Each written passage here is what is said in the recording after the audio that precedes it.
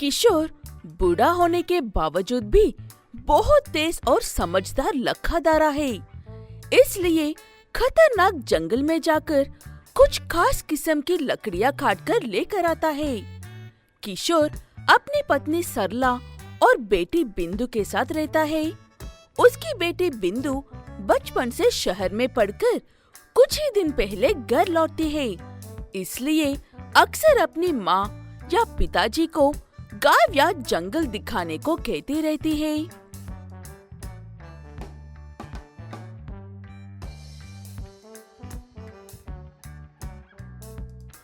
पिताजी, आप मुझे काफी दिनों से टाल रहे हैं, लेकिन आज मैं आपकी एक नहीं सुनने वाली हूँ।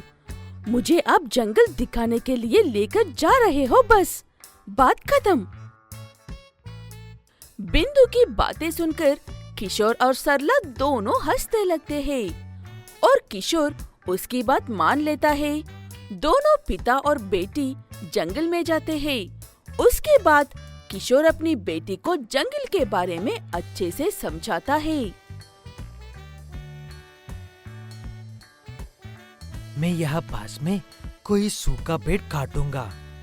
तुम अपना ख्याल रखना और किसी बड़े जानवर की आवाज आए तो मेरे पास आ जाना। अब जाओ। अब जाओ पिताजी, आप तो ऐसे कह रहे हो जैसे कि कोई शेर मेरे पीछे पड़ जाएगी। ऐसे कहते हुए बिंदु फूलों के बीच उड़ रही तितलियों के बीच में जाकर बैठ जाती है। बिंदु को ऐसे फूलों और तितलियों के बीच में होना एक शेर देखता है, जिसे एक जादूगर ने इंसानों से प्यार करने का श्राप दिया था।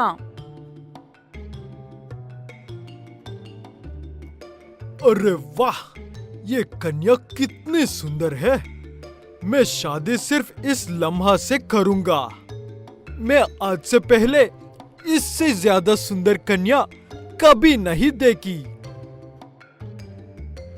ये क्या कर रहे हो जंगल के महाराजा?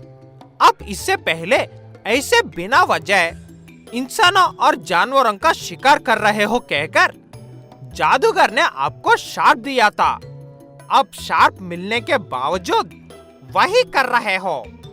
शिकार नहीं कर रहा हूँ रे बवले, शादी करना चाहता हूँ उस लड़की से। ऐसे खुशी में जोर से कहते ही बिंदु उस शेर की आवाज सुनकर अपने पिता के पास चली जाती है। तब तक किशोर का भी काम खत्म हो गया था और दोनों बाप बेटी वहाँ से लकड़ियाँ लेकर चले जाते हैं। उन्हें जाते हुए देखकर शेर उस कौवे से,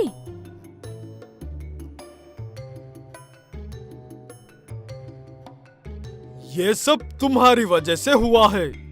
तुम्हारी वजह से मेरे होने वाली पत्नी यहाँ से डरकर भाग गई है। अब तुम ही बताओ मैं क्या करूं?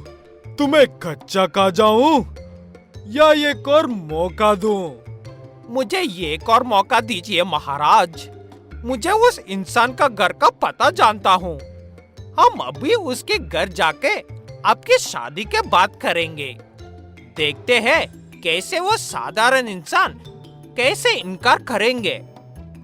ऐसे कहते हुए वो कौवा अपनी जान बचाने के लिए शेर को बड़ा चढ़ाकर बातें करके उसे लखादारे किशोर के घर लेकर जाता है और वहाँ पर जाकर शेर उस लखादारे किशोर और उसके परिवार से ऐसे कहता है,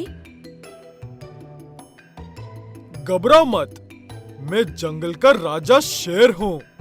मुझे तुम्हारी बेटी से प्यार हो गया है और मैं तुमसे उसका हाथ मांगने के लिए आया हूँ। वो बात सुनकर पहले से ही डरे हुए किशोर और सरला के होश उड़ जाते हैं, लेकिन बिंदु समझदारी से काम लेती है, क्योंकि एक शेर को ताकत से हराना नामुमकिन होता है, लेकिन बुद्धि से दुनिया भी पलट सकते हैं। सुनो शेर, भले ही मैं तुम्हें पसंद हूँ शायद, लेकिन तुम मुझे बिल्कुल भी पसंद नहीं हो। लेकिन मुझे अपने परिवार के लिए तुमसे शादी तो करनी पड़ेगी, इसलिए वापस जंगल में जाओ और नहा धोकर आओ। वो बात सुनकर शेर खुशी खुशी वहाँ से चला जाता है। उसके जाने के बाद किशोर और सरला अपनी बेटी से ऐसा करने की वजह पूछते हैं। माँ, पिताजी, इससे पीछा छुड़ाने का एक ही रास्ता है। हमें एक वैन को शादी के मंडप की तरह सजाकर उस शेर को उसी वैन में बंद करके जू वालों को दे देना चाहिए। वो बात सुनकर किशोर और सरला को खुशी होती है और वो बिल्कुल ऐसे ही करते हैं। कुछ देर बाद वहाँ पर शेर आता है। तुम जाकर मंडप पे बैठ जाओ, मुझे और थोड़ा मेकअप करना है। ऐसे कहते हुए बिंदु शेर को वैन में भेज देती है। जैसे ही शेर वैन में जाकर बैठता है, किशोर और सरला दोनों मिलकर वैन को बंद कर देते हैं और उस शेर को जू वालों को दे देते हैं। वो देखकर कौवा वहाँ से उड़कर भाग जाता है। शहर से कोसे दूर एक घना जंगल था। उस जंगल के सभी जानवर आपस में मिलजुल कर रहते थे। उसी जंगल में छोटू नाम का एक हाथी भी रहता था, जो कि बहुत ही शरारती था और जंगल के सभी जानवरों की आए दिन नकल उतारकर उन्हें परेशान किया करता था। एक दिन जंगल में जग्गू हाथी दादा घूम रहे होते हैं कि तभी छोटू जग्गू दादा के पास जाता है और उनसे बोलता है कि जग्गू दादा, ओ जग्गू दादा, ये ऐसे टुमक टुमक कर टेढ़ी मेढ़ी छल्लियाँ कहाँ जा रहे हो? अरे जग्गू दादा, आपसे कितनी बार कहा है कि अब आप बूढ़े हो गए हो। आपको तो दादाजी से रोज अपनी कमर की मालिश करनी चाहिए। ऐसे बोलकर छोटू हाथी जोर जोर से हंसते हुए जग्गू दादा की टेढ़ी मेढ़ी चाल की नकल करने लगता है। छोटू, तुम बहुत शैतानी हो।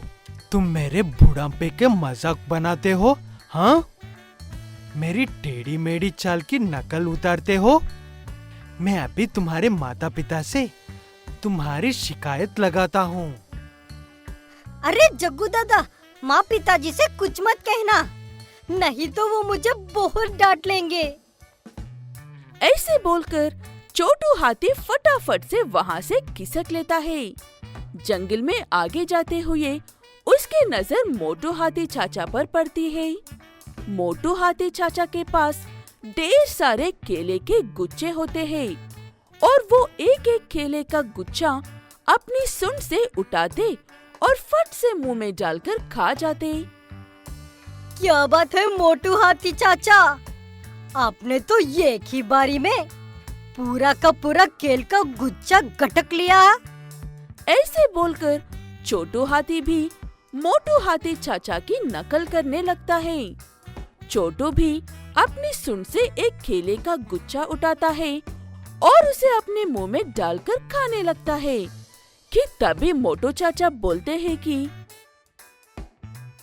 अरे अरे छोटू, तुम ये क्या कर रहे हो?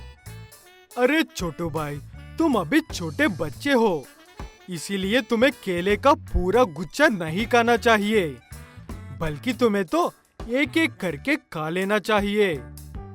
तभी पूरा केले का गुच्छा खाते हुए छोटू को जोर जोर से खांसी होने लगती है।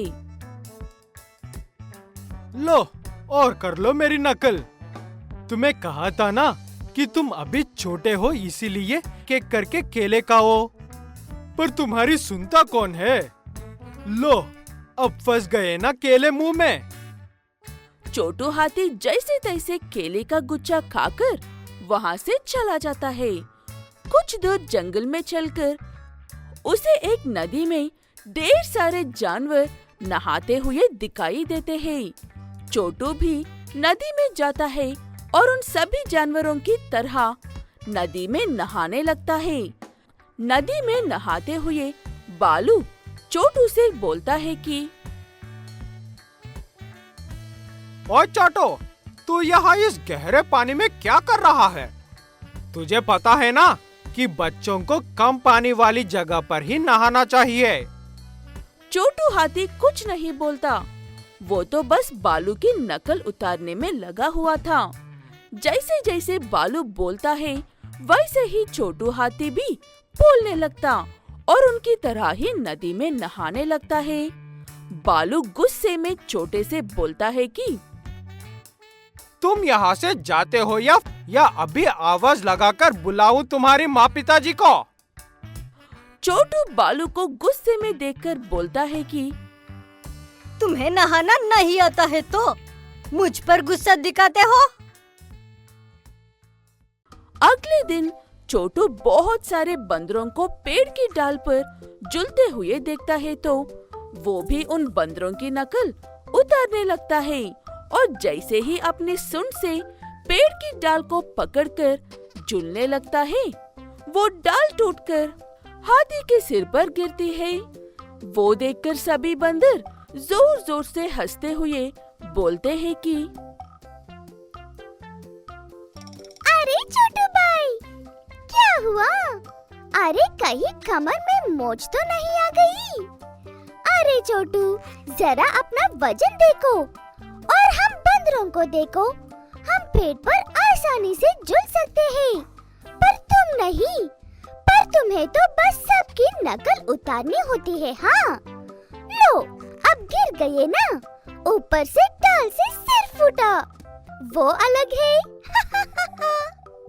हाय रे, इस नकल उतारने के चक्कर में तो मेरी कमर टूट गई। हाय रे मेरी कमर। तभी जग्गू हाथी दादा वहाँ आते हैं। इसीलिए कहते हैं किसी की नकल करना अच्छी बात नहीं, और अगर नकल की तो उसका छोटू हाथी जैसा ही बुरे हाल में जाएगा। हाँ।